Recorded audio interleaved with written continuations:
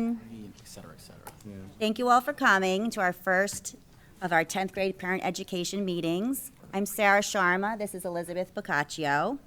Tonight, we're fortunate to have some amazing speakers to lead our discussion on teen driving. Our panel includes Jennifer Garyak, Master Instructor from Lewis School of Driving, Alex Reinman of Brown, Thayer, and Shedd Insurance Company, and Officer George Caponera from the New Canaan Police Department.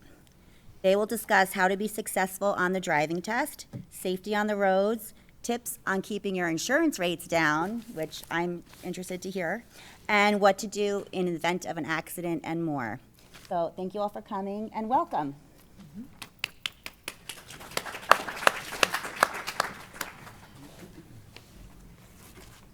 Hello, good evening. Like she said, my name is Jennifer Garyak. I'm a master instructor at Lewis. I'm also the office manager, so I deal with you guys a lot. Once you're enrolled with us, with emails and text messages and all types of correspondences. So you will see me often and talk to me often. Initially, I just wanted to talk about Lewis and just the history of it. Mr. Lewis, Chester Lewis, was an officer here in the Police Department of New Canaan, and then went on to teach driver's ed here in the high school, and then eventually opened Lewis School of Driving in the 70s. And then after he was around for a while, his stepdaughter, Marie Trant, took over the business, and she's been running it for, I think, since the early 90s now. And then I've been there for almost 30 years, so I've been there a long time, so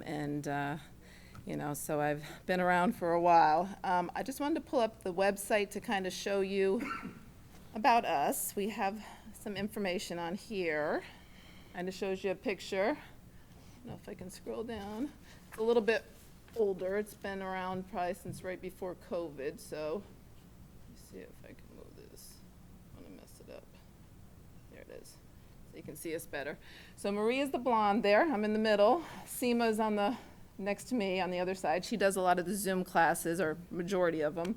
Also, the guys in the back, some of them are still around and some of them aren't, but one that the majority of the kids enjoy, probably the most popular instructor, is Rob. He is out in the middle there. With the blonde, he's a tall guy in the middle there, so just so you know, he's always a favorite, so I just figured I'd show you guys him. He is a master instructor as well. So that is us, but we've also had some other instructors that have come along since then too, so there is more than just that. So that is the background there, and so basically the first thing you want to do is basically get a permit.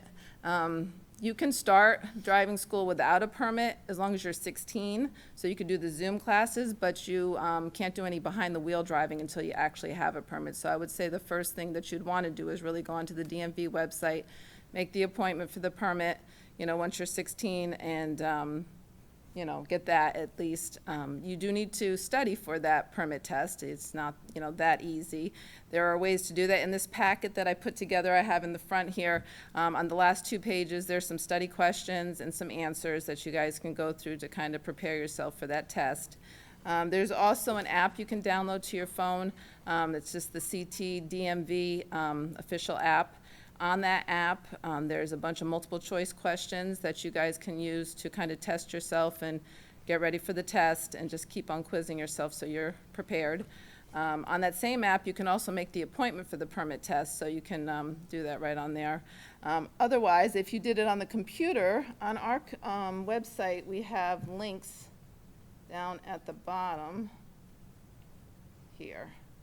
So right down there, the useful links there's the motor vehicles, there's permit test to schedule it, there's a driver's manual, because besides just doing the app and those study questions, you should actually read the driver's manual as well, because it could be more than just those study questions. So you should definitely read it at least a couple times just to get more information from there to get yourself prepared.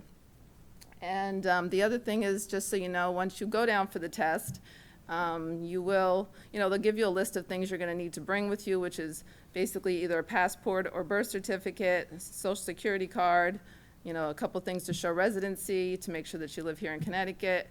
And you'll have to do an eye test. So, if you do wear contacts or glasses, make sure you bring those with you.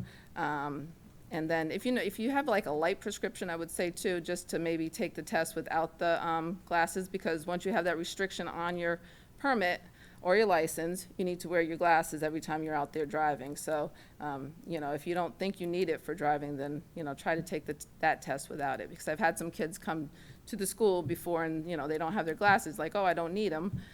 But, if it's on there and that restriction's on there, you need to wear your glasses when you're out driving.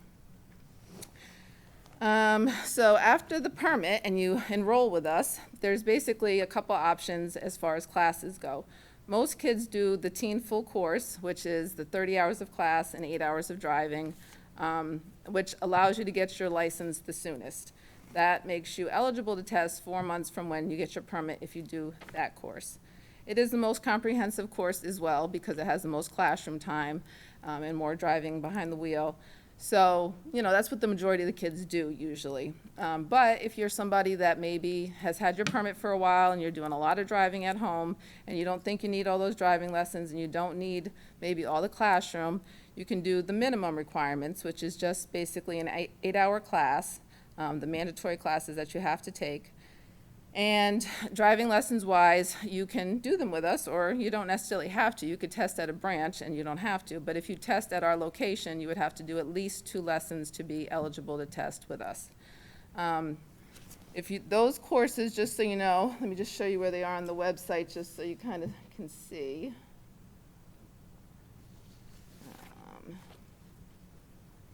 You can see that in the packages here. So basically, like I said, the 875 one, that's the full course. That's what most kids do because they just probably really just want to get their license the soonest, and that's the one that would make you eligible for that. But if you, like I said, have had your permit for a while and you're not concerned with trying to get it quickly, you could do the minimum requirement, and then you would be eligible 6 months from when you got your permit. So you'd have to wait a little bit longer, and you could do that if you like. So, that's really up to you and really what's going on. As far as your driving ability and what you feel like you need to do. And sometimes it's just because kids are just super busy. They can't do all the 30 hours of class. They got sports and everything else. So those types of situations, maybe you just want to do the mandatory ones and just wait a little bit longer to get the license, which is fine. And then as far as testing, you have the option to take it at our location. Today we had 18 kids take their road test. 18 kids passed, so you have 18 new drivers on the road. I don't know if they're all from New Canaan High School. I don't think so. There's probably some other places, but probably a majority in New Canaan. So, that is, something that we offer, which most kids take advantage of because I think if you didn't do it with us, you could go to a DMV branch, but they don't do it in Norwalk, and you would have to go to either Danbury, Bridgeport, Hamden. And the nice thing, obviously doing it with us, is that you're familiar with the roads, the area, and you don't have to go into a DMV. The other thing since COVID, which is really nice, is that they got a lot more efficient with the DMV, so you don't even have to go to the DMV at all. So once you pass your test with us, they give you a temporary license, and then you process everything online. So you don't even have to go there. I mean, you do have to go for your permit because that part we don't do. You have to go to the DMV. But after that, you can do everything with us, and you don't have to go back there, which is kind of nice. Let's see. So for the classes, just so you know, all of our classroom classes are on Zoom. They are still live classes. So the kids do need to be present for the classes. They need to have their camera on and, be ready for any questions. And we have to make sure that we can see them so that we know that they're not doing random things and, not paying attention. That is a DMV requirement, and the DMV can pop into our classes at any time just to make sure that those requirements are being met. So we do enforce them and make sure, that you guys are actually there. And then the driving lessons, those ones obviously are in the car, and, sometimes we can do home pickup. Sometimes you have to come to our office for the lessons, depending on, what we have available. We have been super busy this year, I will say. Our driving lessons have been super booked. Like right now, to be quite honest, we are booked just about into the end of December, which is a little unusual, but that's great. But yeah, we've been super busy this year. So I would say when you guys do sign up, that you schedule your driving lessons like right away, just to have them all lined up in time for you to still test when you want to test, or when you're eligible at least. I had these packets over here for you guys, and they have a lot of information. You're welcome to pick some up along with the magnets as well to put on the car. But part of this is letting you know things you can do now. You know, the kids aren't quite 16, they don't have their permits yet. But you can, you know, have a conversation in the car with them, you know, just point out things as you're driving along, you know, and maybe, you know, just talk it out as far as, you know, what you see on the road, just kind of seeing the signs, the markings on the road, intersections. I will say too that, you know, for the test, most kids, they obsess over back-in parking because that is going to be on the test. So they're always worried about that. But really, the biggest thing I always say that they really need to be working on is intersections, right-of-way, those types of situations that you think it's automatic, but it's really not. You know, they don't always understand who's supposed to go first. So that's something you guys can talk out, even while mom and dad are driving, you guys, you know, can have that talk to see who's supposed to go when, and this way they can hopefully understand a little bit better as, you know, once they're out on the road, and they will understand who's supposed to go when. It's definitely not something that's just an automatic thing. You know, I don't know, when I was younger, I felt like, you know, I guess because I rode a bike, maybe I knew that I wasn't supposed to jump in front of traffic, but it happens. You know, they don't realize they can't make a left turn and there's a car coming at them. So, yeah, so it's definitely a conversation to be had. So you can do that now. And there's other information in these packets as well that you guys can go through, along with the different, what do you call it, the restrictions, you know, on permits, as well as when you get your license. All that information is in this packet, so you can read through it and get all the information there. A lot of stuff, like I said, is on the our website as well, so if you read through there, you can see. One thing that's probably helpful here, you can kind of see our classroom calendar, which I think is helpful because sometimes people don't understand that it's right here. So, again, for the classes, if you did the full course, it's 30 hours of class. They're just numbered 1 through 15. There's one class, it's a parent class, so parent and student go together. It's one of the mandatory classes. That's the only one that you sign up in advance for. The rest of the classes, basically, once you're enrolled with us, you just log into your student account. You get the Zoom link for the class that's offered that day. So, for instance, today is, let's see, today, what is today? So lesson 10 is tonight, right now. I guess it's, well, it's going on right now. So, and that doesn't matter the numbers so much. They're different topics. So you don't need like 9 to go on to 10 or anything like that. You just basically make sure you get to all those classes to complete the 30 hours of class. I think I pretty much went through it. Any questions on any of that? I know I gave you a lot of information. No? Okay, yes? Well, there are, I mean, there's passenger restrictions. For the first 6 months, you can't have like siblings. Well, you pretty much can't have anybody but your parents in the car with you, really, or anybody that can be considered somebody that would be like almost an instructor. So, like if you had an older sibling that technically has had their license more than 4 years and could be instructing you, maybe they could be in there. But other than that, pretty much it's just a parent.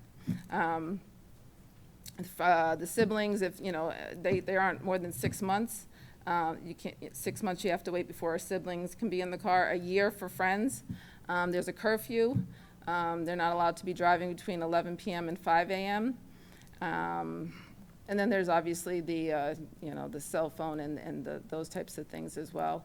But it's all in this packet as well there, so you can see it there. Anything else? No? All right. Then I guess I'll move on.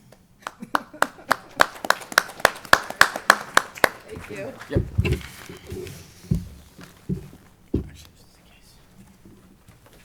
All right. Can I use your laptop? Yeah, this is mind. Evening.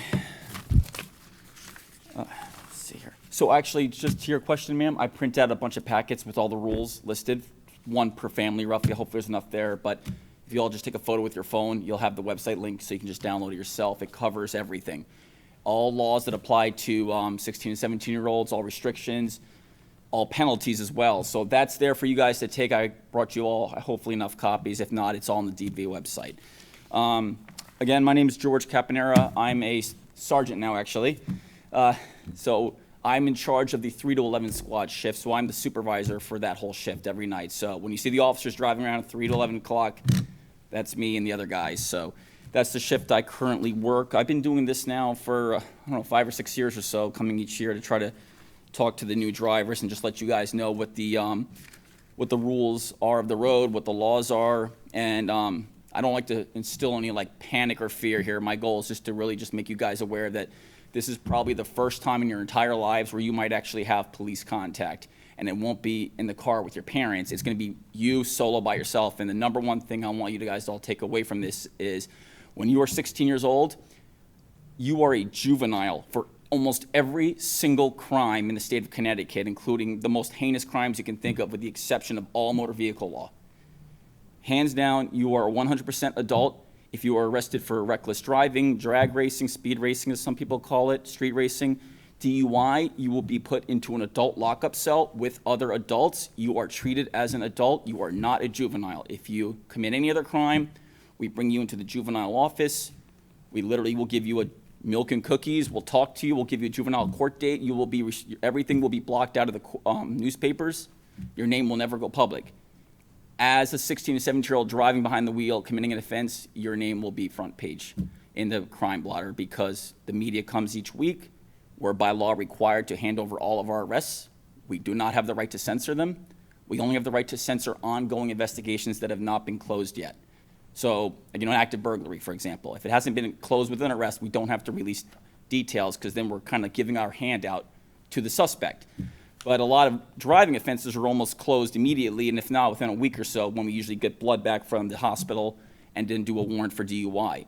And then it becomes public information. And unfortunately, over the last few years, I have seen a steady increase in people under the age of 21 being arrested primarily for DUI and primarily for DUI of marijuana. Marijuana is the same as alcohol in this state, and if you are caught smoking and driving, we have special tests for that. Just like drinking and driving, if you fail the test, you will be charged as an adult, and you will have to then go through the criminal justice system as an adult. The bigger problem will be is you'll probably never be able to get insurance ever again, at least not until you're well over 21, because no insurance company will want to insure you. That's the biggest thing we've seen as a result of this. The insurance company, and once you don't have insurance, you can't drive. I mean, the liability is just so high, it's not worth it.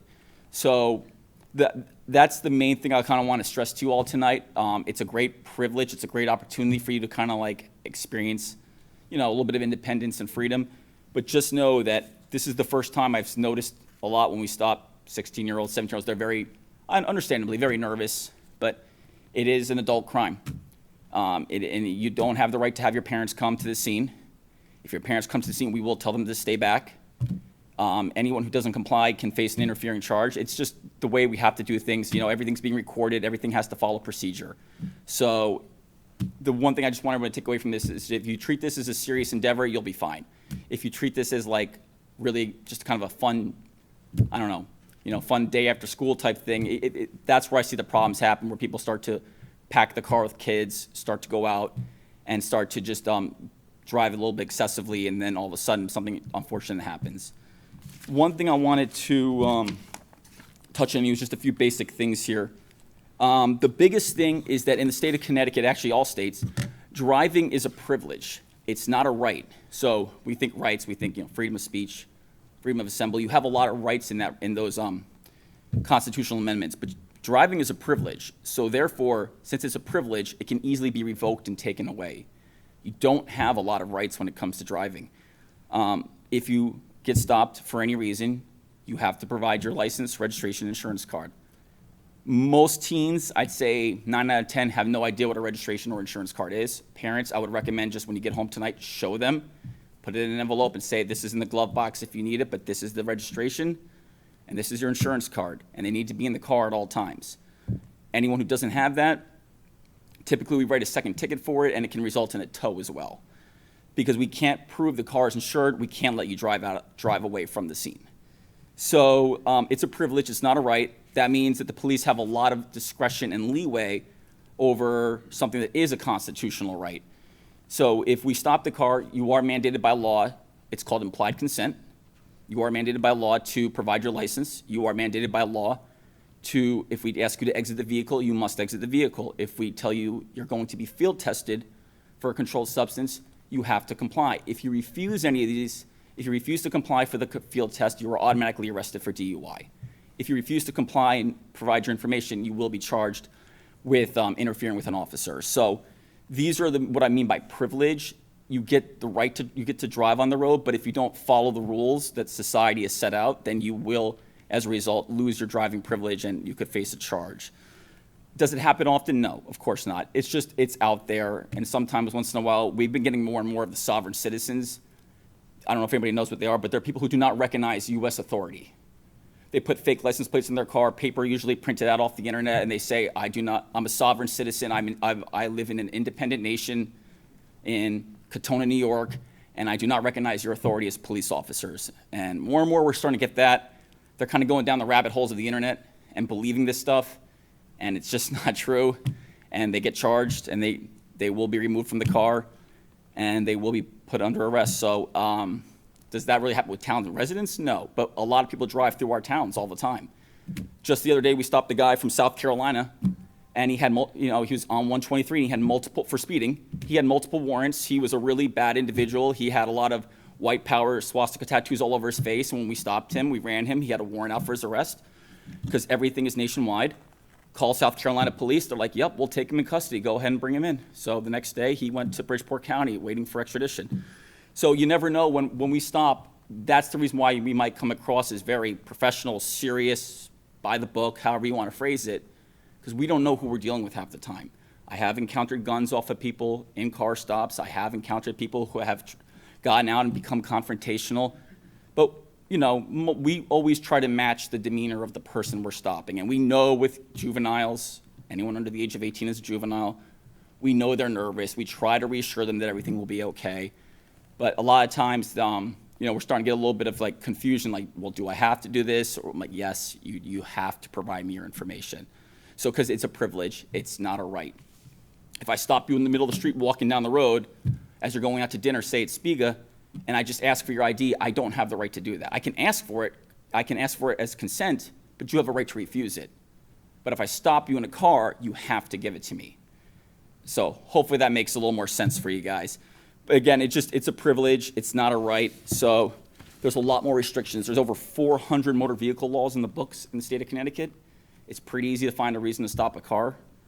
We will always tell you why we're stopping you. We wear body cams at all time. I'm wearing a body cam right now. Everything's being recorded.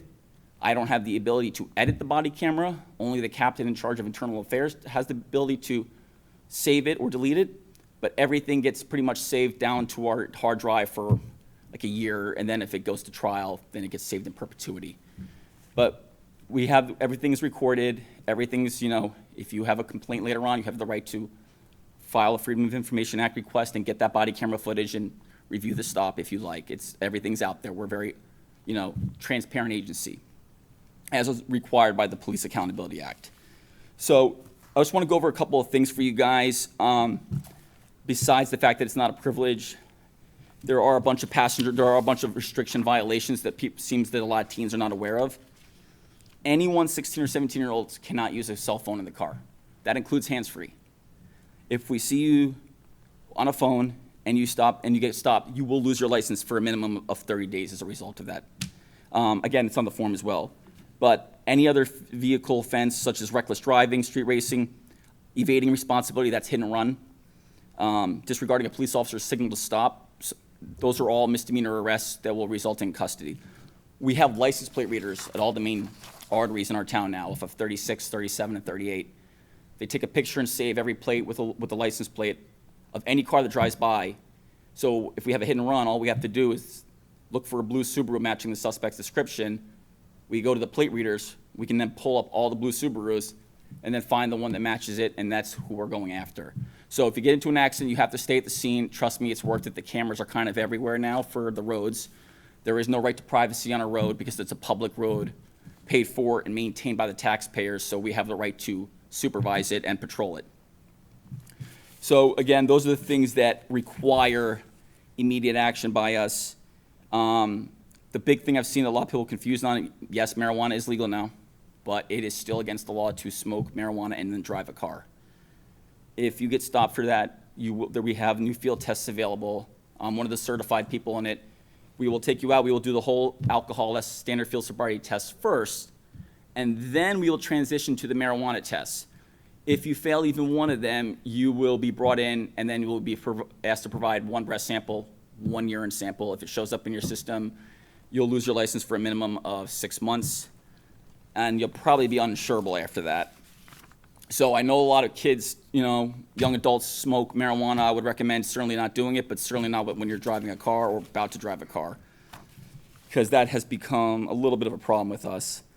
One of the biggest accidents we get here is when someone gets rear-ended. So a lot of times we'll stop a car, we'll get to a two-car accident. I'm sure you guys have seen them in our downtown. And the two cars are almost like, right in front of each other, back to back. The common thing we hear from the person who struck the car in front of it was, well, he stopped short. Maybe you guys have all heard that term yourself. There's no such law in the state of Connecticut as stopping short. It does not exist. The vehicle in the front always has the right of way. That applies to you too when you're in front and someone hits your car from behind. That means automatically the burden of fault falls on them. If you strike the car in front of you, if you're not a safe and reasonable distance apart, you are automatically found to be liable in our eyes, and you'll be cited for that when we get to the scene. So always leave a safe distance from the car in front of you. The other big thing I've noticed is also we don't have a quota in the state of Connecticut. It's actually a law.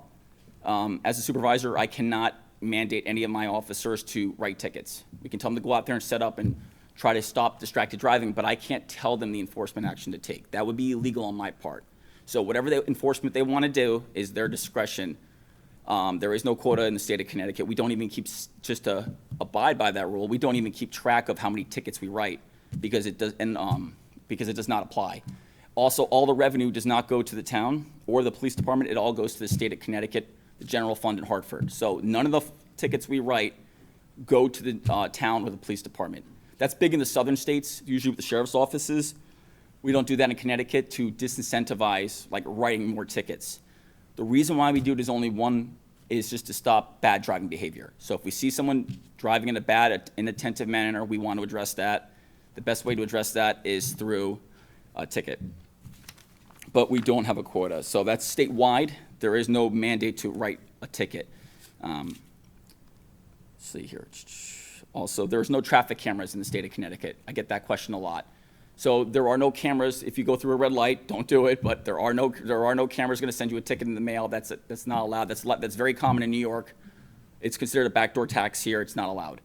The traffic cameras we have are all for the Department of Transportation, the DOT, and they're just used to monitor traffic patterns. So they can get on the radios right away when they see a backup or a bad accident on I-95, and they have instant access to start sending troopers or officers out and highway crews to close the road or detour traffic or anything like that. But those cameras cannot be used for traffic enforcement.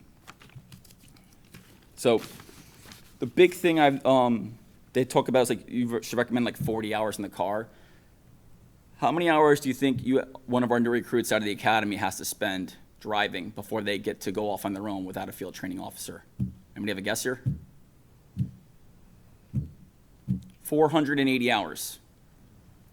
So they have to spend, over 10, 12 weeks with someone every day driving, watching them before they have the right to drive by themselves. So my point to this is, these are 24, 25-year-olds getting out of the academy, and they have to spend 480 hours behind the car driving with the supervising officer monitoring them and grading them every day on it. So I would recommend you guys do at least 100 hours with your kids in the car so that they really get an idea of how to handle all different types of scenarios, from night driving, highway driving, take them to Merritt Parkway, go down a few exits, turn around, because a lot of times the kids seem to be getting a little tunnel vision, not sure what to do, and they kind of just maybe will stop the car, or they park in a really dangerous area, and then all of a sudden, unfortunately, an accident happens that we respond to. So I would recommend upping the amount of hours that have to be spent on the road.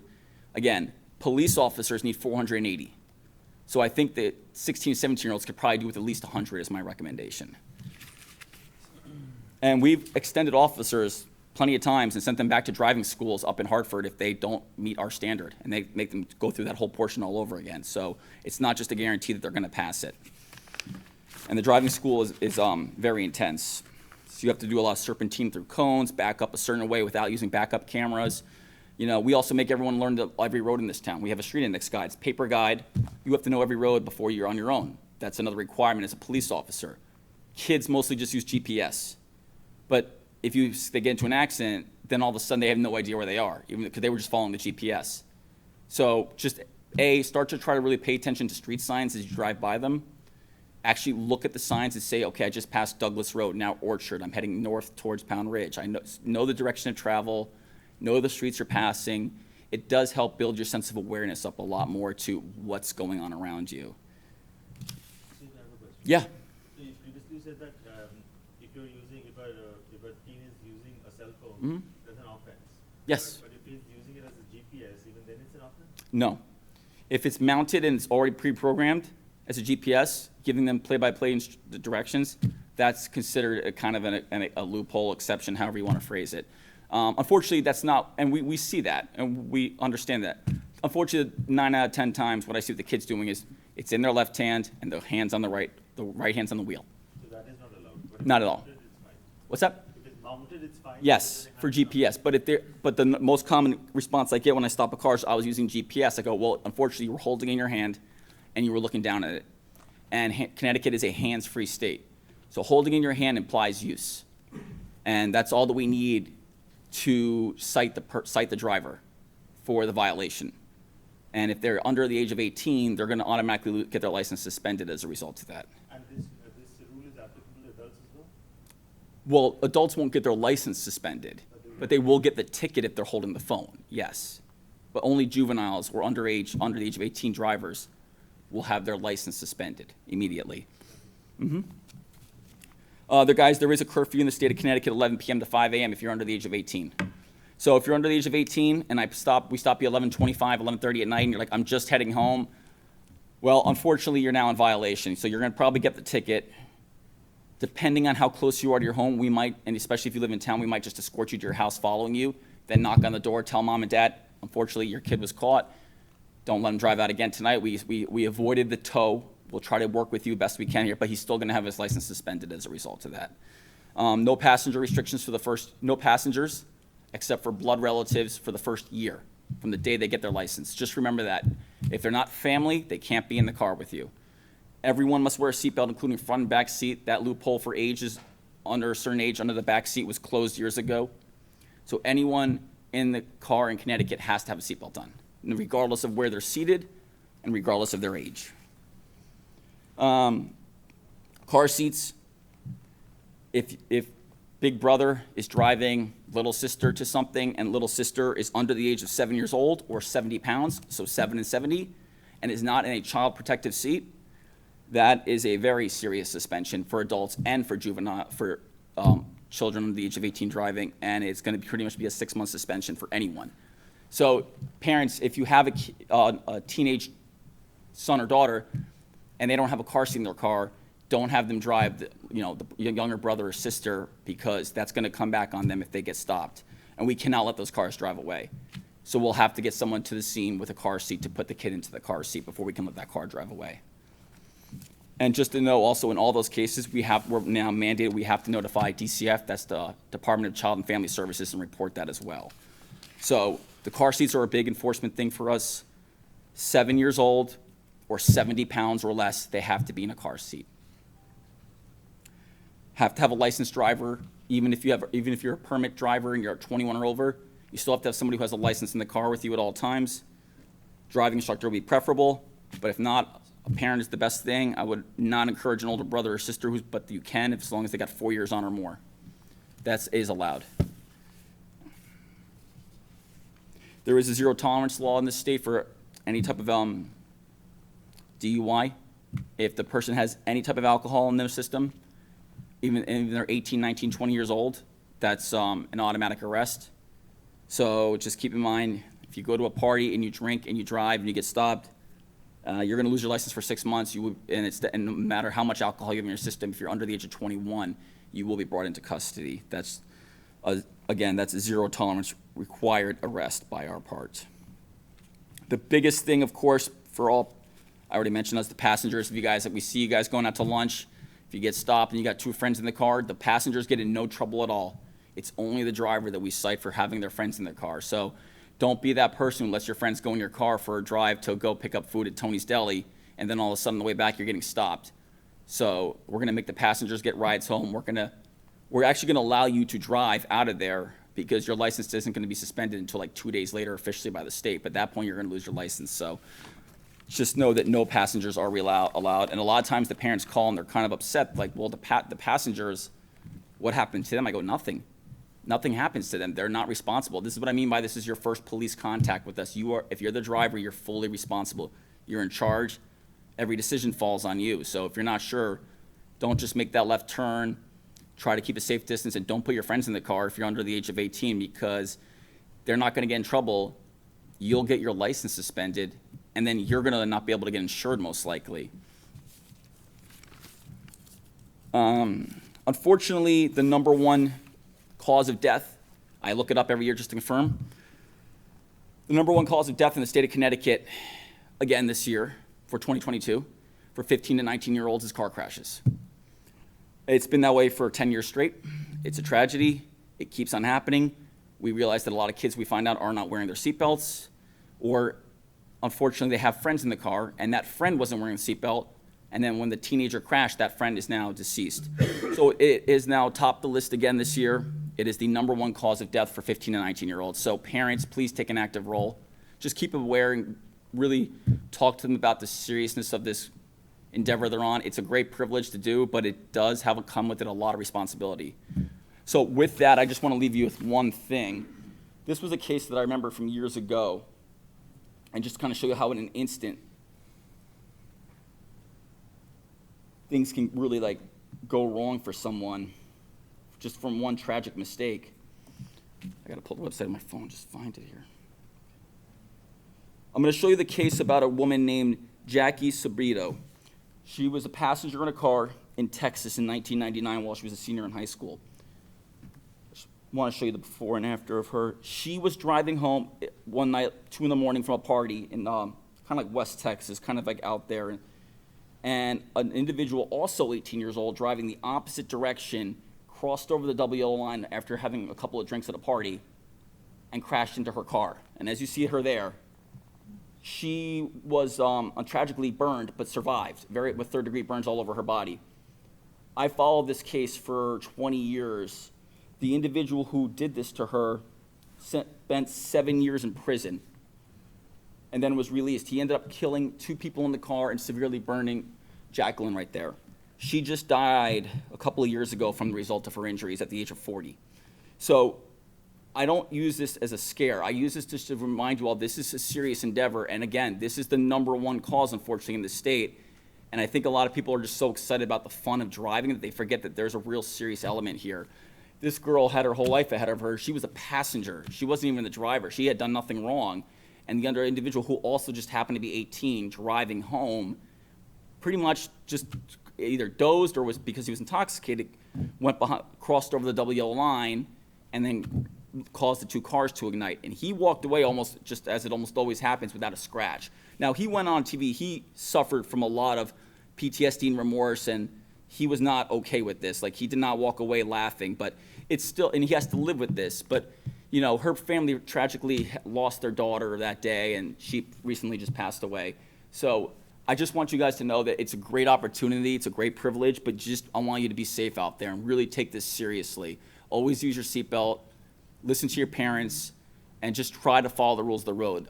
We just 2 days ago had 2 teenagers, and I hope they're not in this room, I don't see them, driving really fast, another car in town with their grandkid in the car. They passed them on the double yellow line, 8 o'clock at night, pitch black on South Avenue, called to file a complaint on them.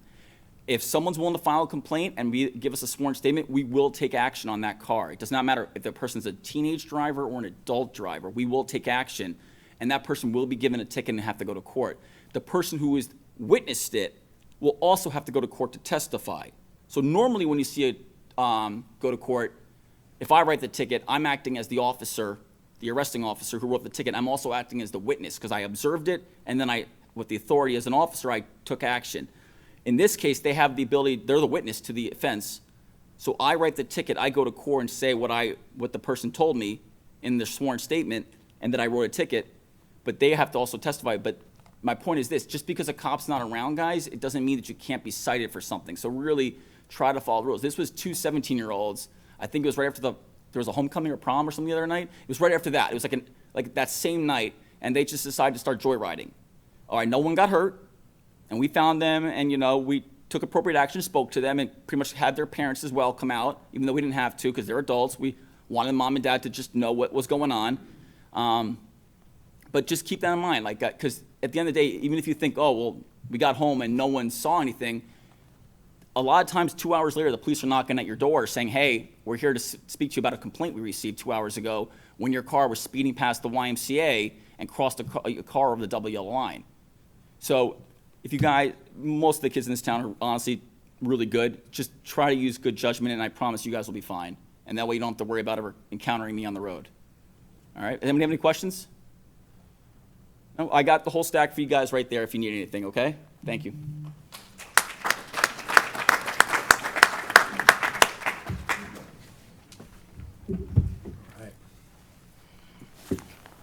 Oh, really fast. Life 360. Parents, it's an app. You can download it on their phone. You can track their movements when they're in the car. You know how fast they're going and everything they're doing. It's called Life 360. A couple of our lieutenants with the teenagers, they have it. My kids are much too young for that yet, so not yet, but it'll be there.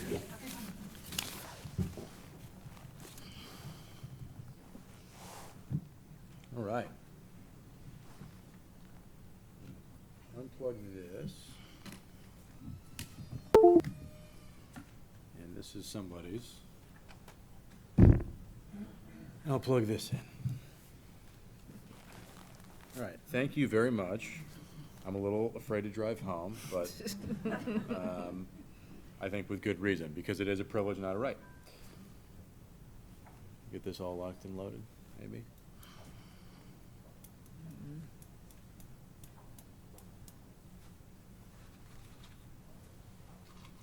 Hopefully. Yeah. Here we go. There she is. All right. Hello. Thank you guys for coming here tonight. First and foremost, without any friends, without anybody that is under the age of 7 or under 70 pounds, who's excited to drive? Show of hands.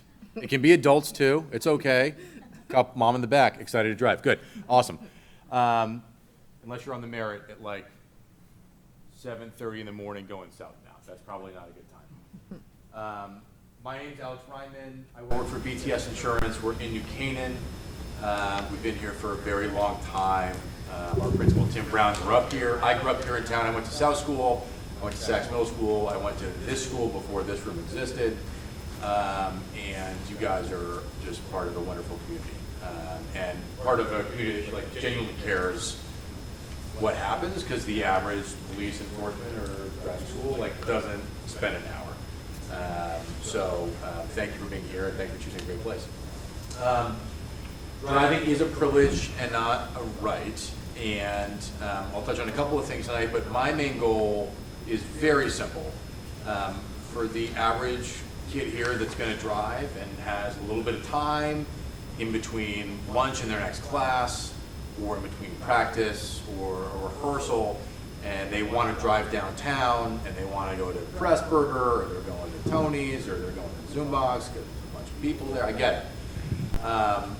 What happens if something happens to you in that scenario, right? It's less about what happens to the rates, and we can get into that a little bit. I'm happy to talk to parents about it. But the average person, to your point, has not had any interaction with a police officer.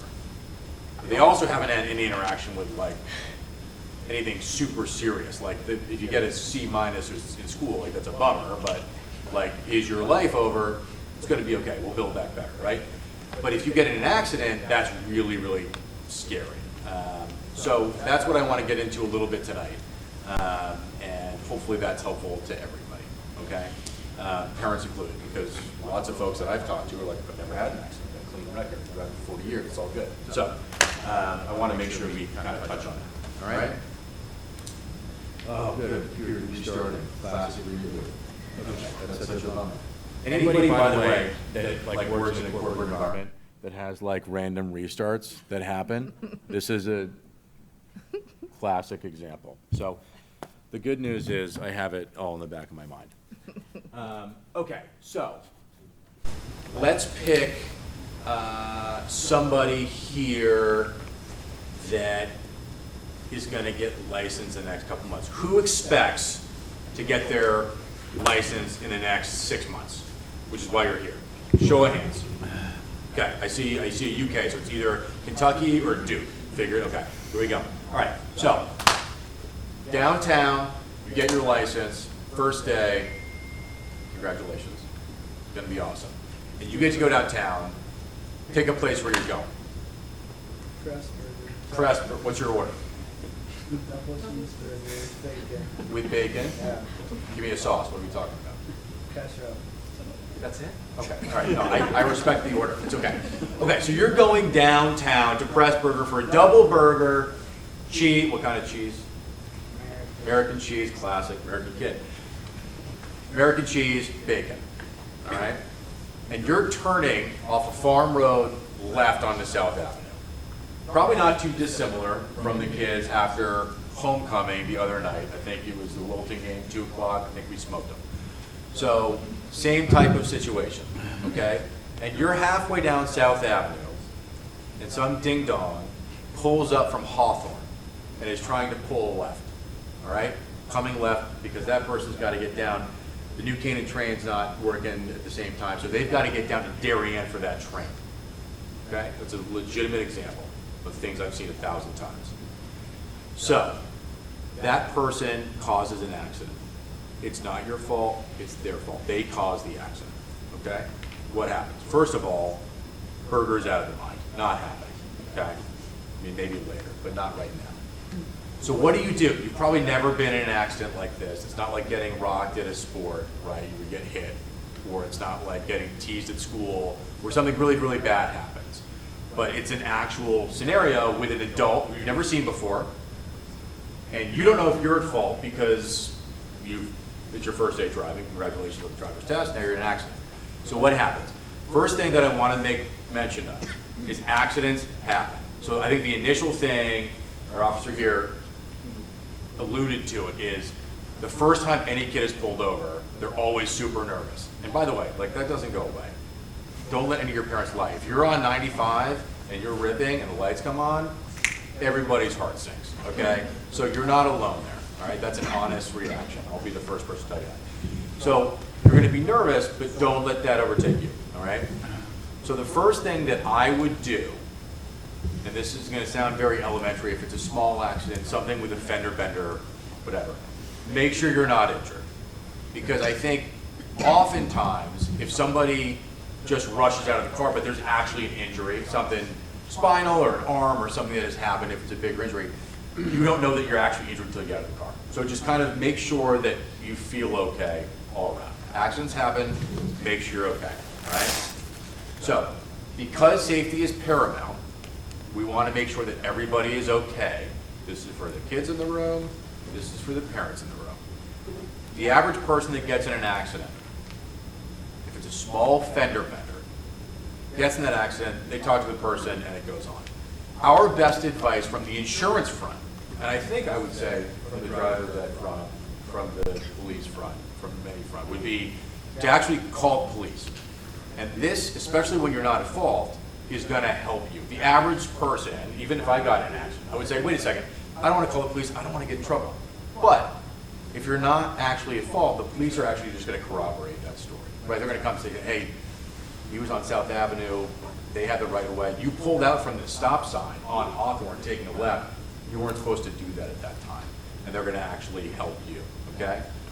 So always call the police, and they're gonna bring what's called a police report. So anytime there's an actual accident, they're supposed to, or typically, fill out a police report. It outlines what happens in that accident, okay? I know because if I'm chasing details on a claim for one of my clients, I drive to the police department, and I pay $5 or whatever it is for the actual report, because it takes a couple of days for that to come out. So don't be afraid to call the police. The police can be your friend, okay? After that, the next couple of steps are very, very simple. You're gonna call whoever your insurance provider is. Could be me, could be the Gecko, could be Flo, pick your poison. Whoever you've got, you have an insurance provider, you wanna call them and notify them. Now, depending on the accident, there might not be a claim, right? It might be a small incident, hey, somebody hit me, not a big deal. They're gonna pay for it, they volunteered to do it, they acknowledge they're in fault. But the notification is helpful because it puts the company on notice, and here's why. If the individual that pulled out of Hawthorne and hit you on your way for your double burger with bacon, American cheese, and ketchup, and 6 months go by, and now they say, I was in an accident with this person, I've been having back problems, pretty bad back problems, for 3 or 4 months. Now the insurance company has known, okay, we already have the details from our client, it wasn't a big deal, police were notified, and this person is probably, not always, but probably trying to make a little dough off of this situation. And so always including a notification of your insurance person will be super helpful. And if you have a good insurance person, they'll give you good advice, all right? And so I would always say, make sure you hit the police if you get in the accident, wait for them to get there, make sure you're not hurt, get the insurance person, and then from there, whoever that individual is gonna counsel you, depending on the accident, whether it's a bodily injury accident, somebody's actually hurt, has to go away in an ambulance, or if it's a fender bender, it's like, I just got a new car, and the taillight's cracked, and it's a total pain in the butt. Those are the very simple order of operations for the average accident. I'm not talking crazy stuff, people going 75 up 123 to get to Vista. I'm saying the average accident, and I would bet we have between 12 and 20 fender benders in this parking lot at New High School every year. This may be the most dangerous place in town. This parking lot is it, okay? And it's all well-meaning people, backing out, gotta go here, gotta go to practice, meet my girlfriend here, my boys are playing Fortnite wherever, right? We're just trying to back around. And so this parking lot, we have a ton of those examples. So the average claim is gonna be really small, or the average call, but I remember driving and getting in an accident at 17 and being horrified. And I hit somebody from behind, I was at fault, because if you're behind, you're at fault. The person in front of me had a big truck, F-250, literally 0 damage. My Subaru crushed, annihilated. He was like, yeah, my damage is good, I'll see you later. And then I had to drive home to my parents, and it's like, hey, guess what? You're working all summer to repair the fender. So I would say don't be afraid to call for help. It's critical. People are here to help you. We want you to be safe. We believe in you as young drivers. We believe in you as adult drivers. And that'll be really helpful. To the parents in the room that are probably thinking of one of 3 questions. One, like, what is the safest car to drive? I can't tell you that much more than any publication that creates some sort of list. I have my personal favorites. If you want to chat with me after, I'm happy to give you those. 2, will my kid driving make my insurance policy go up? Yes. The short answer is yes. It doesn't matter who you're with. The answer is yes. You have somebody that was born when George W. Bush was in his 2nd term driving. Like, that wasn't that long ago. So as a result, the rate is going to be high. And so what I would ask of you as responsible parents is very simply this. You have every right to find the best rate for your insurance, whoever that might be with. might be with me, might be with somebody else, and that's totally fine. What I would ask you is very simple. Do not compromise the coverage that you are purchasing to save that much money, okay? The average insurance person will come and they'll just sell you the number, and then you get in an accident, and perfect example, the average Geico policy that is sold, if you get in an accident with a brand new Chevrolet Tahoe bought at our own New Caney Carl Chevrolet, where the MSRP is about $100,000, the property damage on that Geico policy is 50 grand, you are paying $50,000 out of your pocket. So, I would say, call somebody, walk through it with them, we'll give you advice. I tell people all the time, if we're not competitive, I will give you, like, hey, do these 3 things with who you've got, you'll be in good shape. But it's more about protecting you there, okay? So, will my kid make the policy go up? Yes. You know, should I compromise for coverage? No. And then number 3, I would say to the 2 boys in the back chatting up right now, how are we doing? What sports do we play in the fall, gents? Basketball. All right, nice. You too? No. All right, what do we got in the back there? No, not you, the other guy. So not basketball, what do we got? Any sport? Rowing. Rowing. Oh my God, you must be in incredible shape.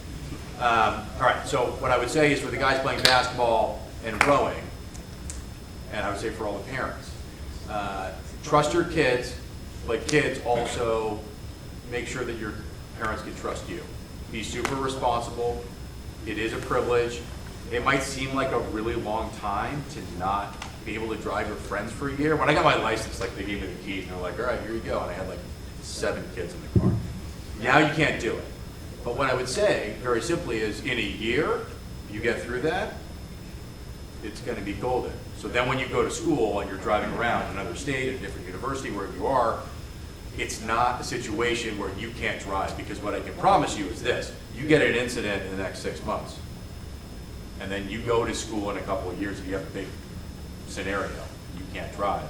And the freshman goes, can you drive? And you go, I'm sorry, I can't do it. Well, what happened? Well, I passed a double yellow line on South Avenue and I hit a kid, or I hit a family, it's not there. And kids will talk, right? Kids talk, so they'll share that. So be responsible to your parents, and also at the same time, I would say, we're really lucky parents, be fortunate in trusting your kids. I tend to think that people are trying to make their best decisions. So I'm very confident seeing this group that we are going to have an outstanding driving crew in the next 12 months. So little snippet there. I wanted to make sure I kept it more or less 10 to 15 minutes. Open for questions. I'm sorry the presentation didn't work. My IT guys got it in for them tomorrow. But happy to answer any questions that you guys have at all whatsoever. Just a quick one, would you recommend call in a minor fender bender calling 911 or the non-emergency mechanic number? If you have a non-emergency saved in your phone, definitely call that if there's no injuries. If you aren't sure 911, but our non-emergency number, you can Google it, but it's 594-3500. Everybody can just save it in their phone. It's good to have, just, New Canaan Police. But yeah, if you can't find it, you're free to call 911. Okay? Do you have a view about dash cams? I don't. It's a good question. That is a newer phenomenon, right? And we see them if you go into the city, you take an Uber and you see some of those dash. That's where I see the most of them. I don't think it's a bad idea. I just know in terms, as it relates to insurance, there's no credit for that. There's no advantage to that other than if you as a parent want to somehow have that footage and see what's going on, then that's fine. Or if there's an accident, you can see exactly what happened, right? That, I totally understand. It's a new enough thing that we haven't seen a ton of it yet, because I think the average consumer isn't doing that. I think part of it for parents, because the average kid here is probably not buying car insurance yet, it's kind of part and parcel with what we would call like IntelliDrive or plug and play, where an insurance company says, hey, we're going to plug a device in and we monitor how you drive. And I think the average parent is like, it's a little 1984 Orwellian, right? And so we're a little nervous about it. I would say that as a result, we've seen not a ton of dash cams yet. I think that will grow. And if it's something that you are confident in, it's not a bad idea. But there will be no, direct correlation to insurance cost. But in terms of proving an accident, yeah, you could absolutely have a leg up there if you have one of those. I don't have a question, just really more of a point to make while the officers in the room. Sure. You reminded me when you first started your story of making the left from Farm Road to South Avenue. It's arguably the most important intersection in the town because the most kids travel in that intersection to get to school and back. But if you wait there for 5 minutes and watch the left-hand signal in that traffic light, it lasts for about 2 seconds, okay? There's an accident begging to happen there because people dive through that yellow when it turns red. It's too short. So I don't know who to speak to about it, but I'm glad you're here. State of Connecticut Department of Transportation, it's a state road. It's their road, we don't own, the town does not own it. It's a state traffic light, state road, it's off of Route 124, so state owns all of South Avenue. We patrol it, but we have no control over the paving, the plowing, or the lights, or the timers of the lights. Those are all set by the engineer when they put out the rubber hoses and they put the counters out for like a month, and then they set the timers. We've all gone through that intersection and seen it. Yep. It's really concerning, Yep. so. I would just recommend err on the side of caution, just use patience, because we do get a lot of accidents there. I want to say a lot, but a handful a year, and it's, a lot of times people are so-called beating the light, and when the light is yellow, by law, you're required, there is no such thing as a grace period. You're by law required to make every effort to stop. So if you stop when it's yellow, by the time it's red, you're safely behind the white line, and you're not going to have to risk being that person that tried to quote-unquote beat the light. As for the timing of the light, that's something anyone has the right to just Google State of Connecticut Department of Transportation and file complaints. That's how the merit potholes get fixed all the time. That's another example of a state road. And they have a consumer hotline or a website form you can go onto, and you can just say, hey, listen, at this intersection in this town, there's a state light you guys own, which is just too short, and see if they'll make an amendment to that timer. Thank you. I will do that. Other questions, comments, burger choices? Thoughts on the World Series, anything? Got it, rowing, good, basketball, ready? Will you share your thoughts on the cars you mentioned earlier? Yeah, totally. And I'd be curious actually on your opinions too. Car prices, this is insurance agnostic, just in general. Car prices have gone through the roof, right? And so anything's really expensive, I get that. So knowing that kids are gonna drive a car and you don't wanna spend an outrageous amount of money on a car, I try to think of cars that are really safe at a fair price. And there are a couple that come to mind, but the one that really comes to mind very specifically, which I think you can purchase, like finance or lease for like $320 a month or something like that, is the Subaru Crosstrek. I don't drive a Crosstrek. I've had Subarus though for a bunch of different years. I know people that have had their lives saved by them. Probably sound like an ad for that, but it's true. They're outrageously good in the snow. I know that we have kind of off and on winters here, but in terms of precipitation, but they're affordable and they are outstanding. And that is something that I've thought about for a long time. When I was a kid here, the average kid that had a new license and was fortunate enough to get a new car was driving a Volkswagen Jetta, which makes sense because they were affordable cars and they were fine. But the same token was this, at that time in the state of Connecticut, there were more accidents in Volkswagen Jettas than any other car in the state. And the reason wasn't because of the car, it was because of the driver. But as a result, I began to think about that once I got into this business 13 or 14 years ago. And so I would say to me, that I know somebody whose life was saved by that car, and so I believe in that. I drive one, I have two, not Crosstreks, but different models, mostly because I I want to be able to drive in the snow. With my job, if you have a house fire, I drive to your house. So I want to make sure I can get there. Those cars are outrageously safe. We're very lucky that now compared to even 10 years ago, the amount of cars with four-wheel drive or all-wheel drive, it's like a total game changer. So that's, if I were to give you one answer, my favorite answer, that's the answer. Volvos are another good one, but it's a different price point. So out of fairness to parents in a tough world, that's, probably have a slice above. Any other favorite burger choices from the crowd? Could go anywhere. No? All right, these guys are done. All right. I got the stuff for you guys right here. Also, just please lock your doors. We get around 100 stolen cars a year. Please lock your cars at night. That's about it. Thank you all for coming. Thank you.